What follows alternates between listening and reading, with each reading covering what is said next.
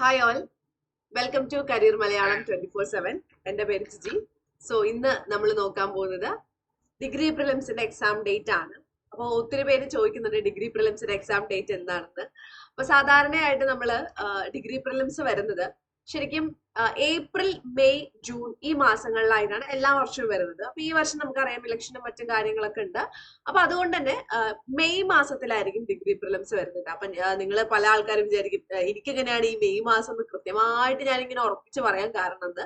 അപ്പൊ ഞാനൊരു പ്രിഡിക്റ്റ് ഒന്നും ചെയ്തതല്ല, ഞാൻ PSC ഓഫീസിൽ വിളിച്ച് ചോദിച്ചിട്ടുണ്ടായിരുന്നു. അപ്പൊ ഡിഗ്രി പ്രിലിംസ് എപ്പോഴാണ് നടക്കാൻ സാധ്യത എന്ന് വിളിച്ച് ചോദിച്ചായിരുന്നു ഞാൻ. അപ്പൊ അവര് പറഞ്ഞാണ് മെയ് മാസത്തിലാണ് ഡിഗ്രി പ്രിലിംസ് നടക്കാൻ സാധ്യത എന്ന്. അപ്പോ അതാണ് പറയാൻ വേണ്ടി വന്നിരിക്കുന്നത്. അതുപോലെ നമുക്ക് സിലബസ് നോക്കാം. സിലബസ് ഈ വർഷവും മാറ്റമൊന്നും ഉണ്ടാവില്ല. ഓക്കെ, നമ്മുടെ ഡിഗ്രി പ്രിലിംസിന്, കോമൺ ഡിഗ്രി പ്രിലിംസിന് ഒരു സിലബസ് ഉണ്ട്, അത് തന്നെ ആയിരിക്കും ഈ വർഷവും വരുന്നത്. അപ്പൊ നിങ്ങൾ പഠിച്ചു തുടങ്ങുക. എക്സാം ഡേറ്റ് വരട്ടെ, എക്സാം മാസം വരട്ടെ എന്നുകൊണ്ട് കാത്തിരിക്കുന്നത്, നിങ്ങൾ പഠിച്ചു തുടങ്ങുക കേട്ടോ. അപ്പൊ ഇത് മെയിൽ തന്നെ ഇപ്പൊ കുറെ പേര് തർക്കുണ്ടാവും.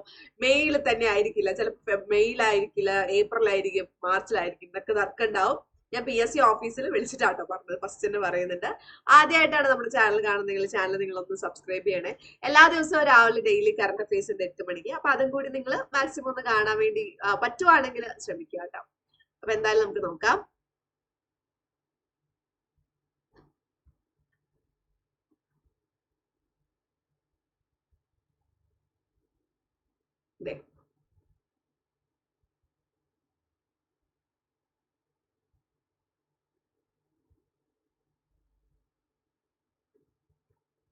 നോക്കാം.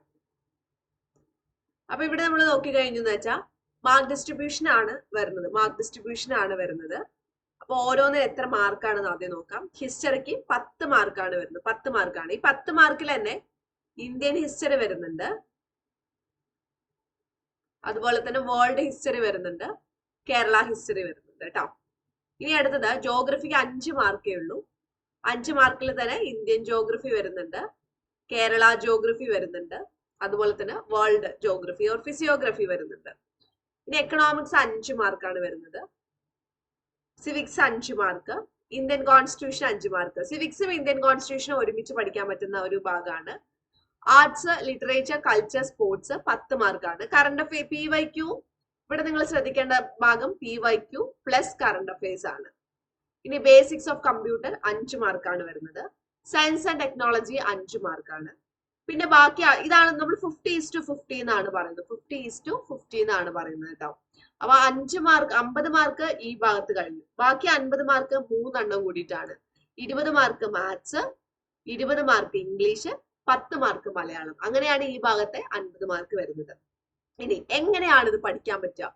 ഏറ്റവും എളുപ്പത്തില് നിങ്ങൾക്ക് എന്താണ് പഠിക്കാൻ പറ്റുക ചോദിച്ചു കഴിഞ്ഞാൽ, ഓഫ് കോഴ്സ് ഞാൻ എപ്പോഴും പറയാറുണ്ട്, എല്ലാ വീഡിയോയിലും ഞാൻ പറയാറുണ്ട്, ഡിഗ്രി പ്രിലിംസിന് നിങ്ങൾ പ്രിപ്പയർ ചെയ്യുകയാണെങ്കിൽ നിങ്ങൾ ആദ്യം കോൺസെൻട്രേറ്റ് ചെയ്യേണ്ടത് ഈ രണ്ടാമത്തെ 50 ഭാഗമാണ്. നല്ലപോലെ മാത്സ് ഇരുന്ന് പഠിക്കുക, നല്ലപോലെ ഇംഗ്ലീഷ് ഇരുന്ന് പഠിക്കുക, നല്ലപോലെ മലയാളം ഇരുന്ന് പഠിക്കുക. നിങ്ങളുടെ എല്ലാ ദിവസത്തെയും നിങ്ങൾ ഒരു ടൈം ടേബിൾ ഉണ്ടാക്കിയിട്ടുണ്ടാവുമല്ലോ, ആ എല്ലാ ദിവസത്തെ ടൈം ടേബിളിൽ നിങ്ങൾ എന്ത് ചെയ്യുക, കൃത്യമായിട്ട് ഇത് നിങ്ങൾ ഉൾപ്പെടുത്തുക. ഇംഗ്ലീഷും മാത്സും മലയാളവും സ്കിപ്പ് ചെയ്യരുത് നിങ്ങൾ. ഇപ്പൊ എല്ലാവർക്കും മാത്സും ഇംഗ്ലീഷും മലയാളവും ഒക്കെ ഭയങ്കര എളുപ്പമായിരിക്കണമെന്നില്ല. ചില ആൾക്കാർക്ക് ഭയങ്കര കഷ്ടം ഉണ്ടാവും, സ്വാഭാവികമായിട്ട് ഉണ്ടാവും, ഭയങ്കര കഷ്ടമുള്ള ആൾക്കാരുണ്ടാവും. പക്ഷെ അതൊന്നും നിങ്ങൾ കാര്യമാക്കേണ്ട കാര്യമില്ല. നിങ്ങൾ പഠിക്കുക. ഇപ്പൊ ഓൺലൈൻ ക്ലാസ്സിന് ജോയിൻ ചെയ്യുക ഏതെങ്കിലും, അല്ലെങ്കിൽ ഓഫ്ലൈൻ ആണ്. ഇപ്പൊ എല്ലാവർക്കും എന്തായിരുന്നു, ഓൺലൈൻ ഒന്നും എല്ലാവർക്കും പറ്റില്ല, ചിലവർക്ക് ഓഫ്ലൈൻ ആയിരിക്കും പറ്റുന്നത്. അപ്പൊ ഓഫ്ലൈൻ പറ്റുന്ന സമയത്ത് നിങ്ങൾ ഓഫ്ലൈനിൽ പോവുക. ഓൺലൈൻ എല്ലാവർക്കും പറ്റുണ്ടാവില്ല. അപ്പൊ ഓഫ്ലൈനിൽ പോവാ. ഇന്ന ക്ലാസ് തന്നെ വേണം. ഇനിയിപ്പോ ചില ഫിനാൻഷ്യൽ സ്ട്രഗിൾ അനുഭവിക്കുന്ന ആൾക്കാരുണ്ടാവും, ഫിനാൻഷ്യൽ പ്രോബ്ലം ഉണ്ടാവുമായിരിക്കും. അങ്ങനെ ഫിനാൻഷ്യൽ പ്രോബ്ലം ഉണ്ടാവുന്ന സമയത്ത് എന്തായിരുന്നു, നമുക്ക് അതിൻ്റെതായിട്ടുള്ള ബുദ്ധിമുട്ടുകൾ ഉണ്ടാവും അല്ലെ, അതിൻ്റെതായിട്ടുള്ള ബുദ്ധിമുട്ടുണ്ട് പഠിക്കാൻ. അങ്ങനെയാണെങ്കിൽ എന്ത് ചെയ്യുക, നിങ്ങൾ യൂട്യൂബിൽ സെർച്ച് ചെയ്യുക. ഇപ്പൊ ഒരു സിലബസ് എടുക്കുക. ഇപ്പൊ ഫോർ എക്സാമ്പിൾ പറയുകയാണെങ്കിൽ ഈ സിലബസിൽ നിന്ന് നമുക്ക് മാത്സോ മലയാളോ എന്തിലാന്ന് വെച്ചപ്പോ നോക്കട്ടെ. ബാക്കി 50. ഇത് മാത്സ് 20 മാർക്ക്. ആദ്യത്തെ 10 മാർക്ക് സിമ്പിൾ അരിത്തമെറ്റിക്കിനാണ്. ഓക്കെ, 10 മാർക്കാണ് വരുന്നത്. നിങ്ങൾ ആദ്യം ചെയ്യുക നമ്പേഴ്സ് ആൻഡ് ബേസിക് ഓപ്പറേഷൻ, സംഖ്യകളും അടിസ്ഥാന ക്രിയകളും. ഇതങ്ങോട്ട് കോപ്പി പേസ്റ്റ് ചെയ്യുക, അല്ലെങ്കിൽ ഒന്ന് ടൈപ്പ് ചെയ്യുക. എവിടെ? യൂട്യൂബില്. യൂട്യൂബിൽ അങ്ങനെ ടൈപ്പ് ചെയ്യുമ്പോൾ തന്നെ ഇഷ്ടംപോലെ ക്ലാസ്സുകൾ നിങ്ങൾക്ക് കിട്ടും.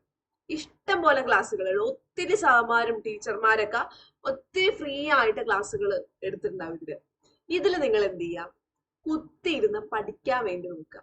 നല്ല രീതിയിൽ നിങ്ങൾ ഇത് പഠിക്കുക. അപ്പോ ഇപ്പൊ എല്ലാവർക്കും എല്ലാ ടീച്ചേഴ്സും എടുക്കുന്നത് ഇഷ്ടപ്പെടില്ല. അത് ഇപ്പൊ ചില ആൾക്കാർ പറയുന്നത് കേട്ടിട്ടുണ്ട്, അയ്യോ ഈ സാറിന്റെ ക്ലാസ്സിൽ എനിക്ക് ഇഷ്ടമായി ഇല്ല എന്ന്. ചില ആൾക്കാർ പറയും, ഈ സെയിം സാറിന് തന്നെ പറയും, അയ്യോ സാറിന്റെ ക്ലാസ് എന്ത് രസമാണ്, നല്ല രസമാണ്, ക്ലാസ് എന്തായിരുന്നു നമുക്ക് എടുക്കാം എന്നുള്ള രീതിയിലാണ് വരുന്നത്. അപ്പോൾ ഓരോരുത്തർക്കും ടേസ്റ്റുകൾ പറഞ്ഞാൽ വ്യത്യാസമാണ്. ഇപ്പൊ ചില ആൾക്കാർക്ക് നല്ല സ്പീഡ് പഠിപ്പിക്കുന്നതായിരിക്കും ഇഷ്ടം, ചില ആൾക്കാർക്കൊക്കെ എന്തായിരുന്നു ഭയങ്കര സ്ലോയിൽ പഠിപ്പിക്കുന്നതായിരിക്കും ഇഷ്ടം, ചിലർക്ക് ഒരു ആവറേജ് ഒരു മീഡിയം ലെവലിലായിരിക്കും ഇഷ്ടം. അപ്പോ നമ്മൾ എല്ലാവരും ഇൻഡിവിജ്വൽ ആണ്. അപ്പൊ നമുക്ക് ഇഷ്ടപ്പെടുന്ന ടീച്ചേഴ്സും സാർമാരും അവരുടെ രീതികളും ഒക്കെ വ്യത്യസ്തമായിരിക്കും. അപ്പൊ നിങ്ങൾ എന്ത് ചെയ്യണം, കൃത്യമായിട്ട് നിങ്ങൾ ആദ്യം ഒബ്സർവ് ചെയ്യണം ആരുടെ ക്ലാസ് ആണ് നിങ്ങൾക്ക് ഓക്കെ ആയിട്ടുള്ളത് എന്ന്. നിങ്ങൾ ഒബ്സർവ് ചെയ്തിട്ട് അത് ഓക്കെ ആണെങ്കിൽ ആ സാറിന്റെ ക്ലാസ് ഫോളോ ചെയ്യാം. യൂട്യൂബിൽ നിങ്ങൾക്ക് ഇഷ്ടംപോലെ ഫ്രീ കണ്ടന്റ് കിട്ടും. അപ്പൊ എന്തിനാണ് പിന്നെ നമ്മൾ ഓൺലൈനൊക്കെ ജോയിൻ ചെയ്യണത്, ക്ലാസ്സിലൊക്കെ ജോയിൻ ചെയ്യണമെന്ന് വെച്ചാൽ സിസ്റ്റമാറ്റിക് ആയിട്ടാണ്. ഇപ്പൊ ചില സമയത്ത് നമ്മൾ തന്നെ നമ്മുടെ ബോസ് ആവുന്ന സമയത്ത് നമുക്ക് ഇഷ്ടമുള്ള പോലെ പഠിക്കും, പഠിക്കാതെയും ഇരിക്കാം. അങ്ങനെ ഒരു സിറ്റുവേഷൻ ഉണ്ട്. അപ്പൊ അങ്ങനെ ഒരു സിറ്റുവേഷൻ വരാതിരിക്കാൻ വേണ്ടി എന്ത് ചെയ്യും, നമ്മൾ എവിടെയെങ്കിലും ജോയിൻ ചെയ്ത് കഴിഞ്ഞാൽ കൃത്യമായിട്ട് അത് ഫോളോ ചെയ്യാം. അല്ല നമുക്കൊരു ഡെഡിക്കേഷൻ ഉണ്ട്, നമുക്ക് ഇത് ഏറ്റവും അത്യാവശ്യമാണ് ജോലി, നമുക്കിതില്ലാണ്ട് പറ്റില്ല എന്നൊരു സിറ്റുവേഷൻ നമുക്ക് വരികയാണെങ്കിൽ നമ്മൾ എന്ത് ചെയ്യാം, നല്ല മെനക്കെട്ട് ഇരുന്നിട്ട് നമ്മൾ പഠിക്കാൻ വേണ്ടി നോക്കുക. മെനക്കെട്ട് ഇരുന്നിട്ട് പഠിക്കാൻ വേണ്ടി നോക്കുക. പഠിക്കുക, വ്യക്തമായിട്ട് തറവായിട്ട് പഠിക്കുക. എന്നിട്ട് മോക്ക് ടെസ്റ്റ് ചെയ്യാം. മോക്ക് ടെസ്റ്റിന് വേണ്ടി മാത്രം ഇപ്പൊ ചില സ്ഥലങ്ങളിൽ മോക്ക് ടെസ്റ്റിന് വേണ്ടി മാത്രം ഉണ്ട്. അപ്പൊ അതിന് ചെയ്യാം. ഇനി ചിലപ്പോ നമുക്ക് ഇനി മോക്ക് ടെസ്റ്റ് അല്ലെങ്കിൽ ക്വസ്റ്റ്യൻസ് ഒക്കെ എവിടെ നിന്ന് കിട്ടും എന്ന് ചോദിച്ചു കഴിഞ്ഞാല്, ഇപ്പോ നിങ്ങളൊരു ടോപ്പിക് പഠിക്കുകയാണ്, ഒരു ടോപ്പിക് ഫണ്ടമെന്റൽ റൈറ്റ്സ് എന്ന് പറയുന്ന ഒരു ടോപ്പിക്. നിങ്ങൾ അതായത് ഓൺലൈനിലും ഓഫ്ലൈനിലും പോവാത്ത ആൾക്കാരുടെ കാര്യമാണ് പറയുന്നത്. ബാക്കിയുള്ളവരും എന്തായിരുന്നു, ബാക്കിയുള്ള ആൾക്കാര് നിങ്ങൾ എന്താണ് ഇപ്പൊ ചെയ്യുന്നത് അതെന്നെ ഫോളോ ചെയ്തോളൂ. ഇപ്പൊ ഫിനാൻഷ്യൽ പ്രോബ്ലം ഉണ്ട്, അല്ലെങ്കിൽ മറ്റെന്തെങ്കിലും പ്രശ്നങ്ങളുണ്ട്, അതുകൊണ്ട് എനിക്ക് ഓൺലൈനും ഓഫ്ലൈനും ക്ലാസ്സിൽ ജോയിൻ ചെയ്യാൻ പറ്റുന്നില്ല. അപ്പൊ നമ്മൾ എങ്ങനെ പഠിക്കും, അതാണ് നോക്കുന്നത്. ഒരു ടോപ്പിക് ഫണ്ടമെന്റൽ റൈറ്റ്സ് അല്ലെങ്കിൽ നാഷണൽ ഇൻകം MCQ ഇങ്ങനെ അടിച്ചു കൊടുക്കുക. National income MCQ.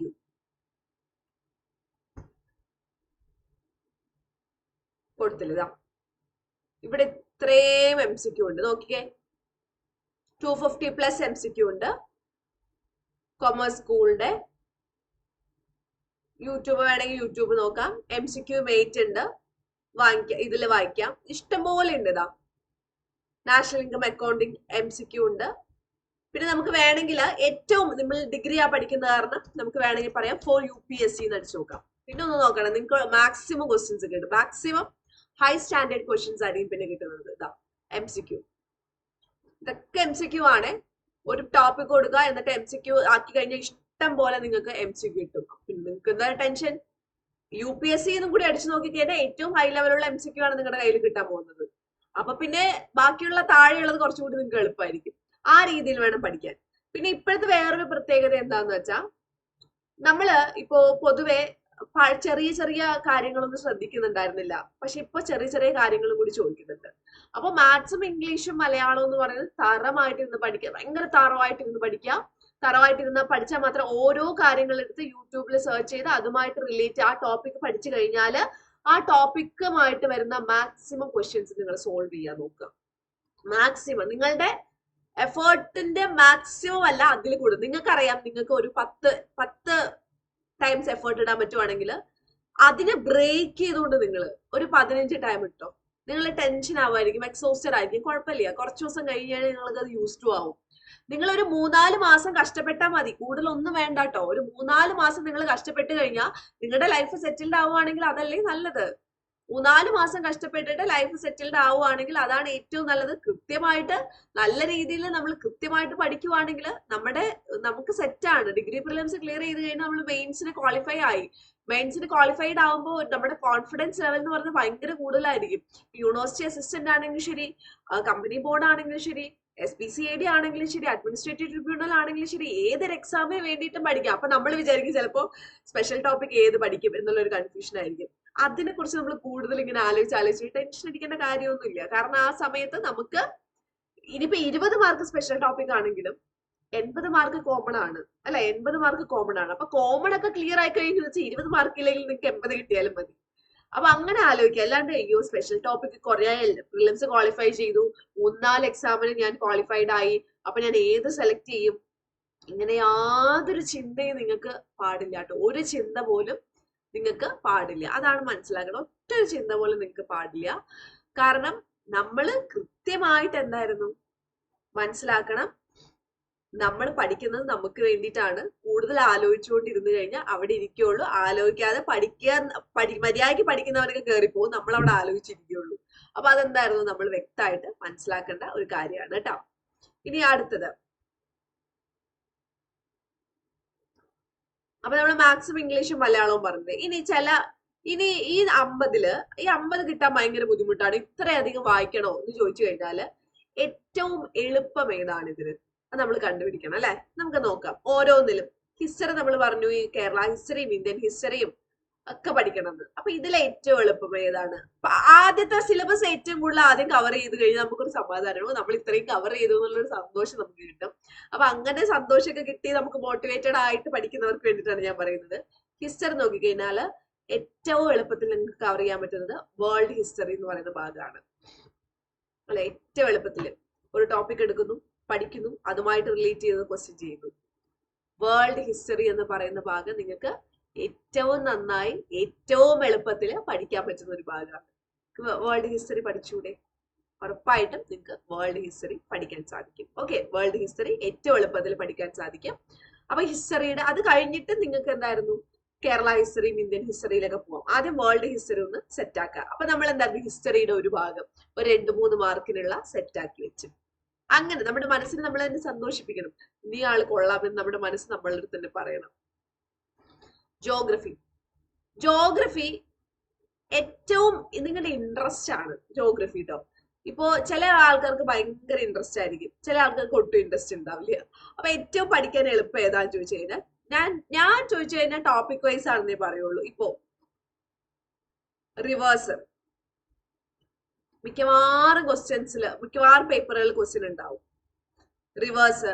പിന്നെ ഏറ്റവും കൂടുതൽ പഠിക്കാനുള്ളത് ഈ അഗ്രികൾച്ചറിന്റെ വെറൈറ്റി പേരുകള്, അങ്ങനെയുള്ള കുറെ സംഭവങ്ങൾ, അതൊക്കെയാണ്. പക്ഷെ റിവേഴ്സ് ആണ് ഏറ്റവും കൂടുതൽ. പിന്നെ നാഷണൽ പാർക്ക് ഓരോ സ്ഥലങ്ങളിൽ എവിടെയൊക്കെയാണ്, wild life sanctuaries, national park, ഇതൊക്കെ എന്തായിരുന്നു ജോഗ്രഫിയില് പഠിക്കാൻ വേണ്ടി വരുന്നത്. അത് നിങ്ങളുടെ ഒരു ഇഷ്ടപ്രകാരം നിങ്ങൾക്കറിയാം നിങ്ങൾക്ക് ഏതാണ് നല്ലത്, അതൊക്കെ പഠിക്കാം. ഇനി എല്ലാം മുഴുവനായിട്ട് നിങ്ങൾക്ക് പഠിക്കണം എന്നുണ്ടെങ്കിൽ മുഴുവനായിട്ട് പഠിക്കാം. അപ്പൊ ടോപ്പിക് ഞാൻ പറയുന്നത് ഏറ്റവും എളുപ്പം, അതായത് പാസ് മാർക്ക് കിട്ടാനുള്ള പരിപാടിയാണ് കേട്ടോ. അത് കഴിഞ്ഞിട്ട് നോക്കാം എക്കണോമിക്സിനെ സംബന്ധിച്ചിടത്തോളം നിങ്ങൾ PYQ നോക്കിയാൽ തന്നെ നിങ്ങൾക്ക് സെറ്റാണ്. PYQ നോക്കിക്കഴിഞ്ഞാൽ അതിലുണ്ടാവും monetary policy, fiscal policy, national income planning commission. ഇത് 4 എണ്ണത്തിൽ നിന്നും ക്വസ്റ്റ്യൻസ് മാറി മാറി ചോദിച്ചിട്ടുണ്ടാവും.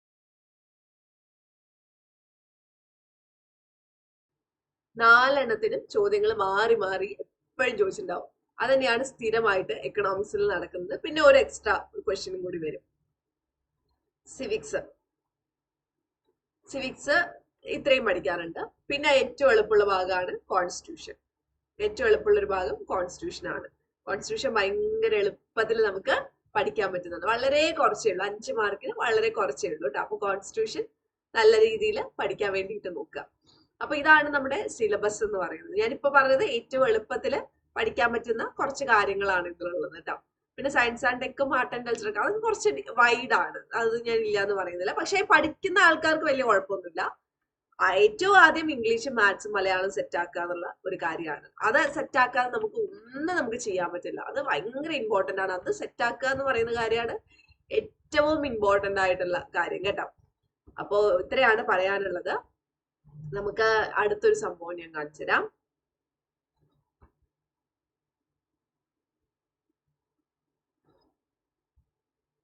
നമുക്ക് ഒരു കോഴ്സ് വരുന്നുണ്ട്. നിങ്ങൾക്ക് എല്ലാവർക്കും ആ കോഴ്സിനെ കുറിച്ച് അറിയാമെന്നാണ് എൻ്റെ ഒരു വിശ്വാസം. ഡിജിറ്റൽ മാർക്കറ്റിങ്ങും അതുപോലെ തന്നെ ഡേറ്റ അനലിറ്റിക്സും കോഴ്സ് വരുന്നുണ്ട്. അപ്പൊ ഈ കോഴ്സിനെ സംബന്ധിച്ചിടത്തോളം ലൈവ് ക്ലാസ്സുകൾ ഉണ്ടാവും, റെക്കോർഡ് സെഷൻ ഉണ്ടാവും, മെന്ററിംഗ് സപ്പോർട്ട് ഉണ്ടാവും. നിങ്ങൾക്ക് AI റിലേറ്റഡ് ആയിട്ട് ഡിജിറ്റൽ മാർക്കറ്റിംഗും ഡേറ്റ അനലിറ്റിക്സും ചെയ്യുന്ന ആദ്യത്തെ ഒരു പ്ലാറ്റ്ഫോം, എഡ്യൂക്കേഷണൽ പ്ലാറ്റ്ഫോമാണ് കരിയർ 24/7 എന്ന് പറയുന്നത്. 100% കരിയർ അസിസ്റ്റൻസ് ആണ്. നിങ്ങൾ ഇവിടെ ജോയിൻ ചെയ്താൽ നിങ്ങൾക്ക് നമ്മൾ ജോലി സെറ്റ് ആക്കി തരും. അതാണ് 100% കരിയർ അസിസ്റ്റൻസ് എന്ന് പറയുന്നത് കേട്ടോ. അപ്പോ ഇത്രയൊക്കെയാണ് പറയാനുള്ളത്. അപ്പൊ വീണ്ടും നമുക്ക് അടുത്തൊരു സെഷനിൽ കാണാം. എല്ലാവർക്കും ഓൾ ദി ബെസ്റ്റ്. ബൈ.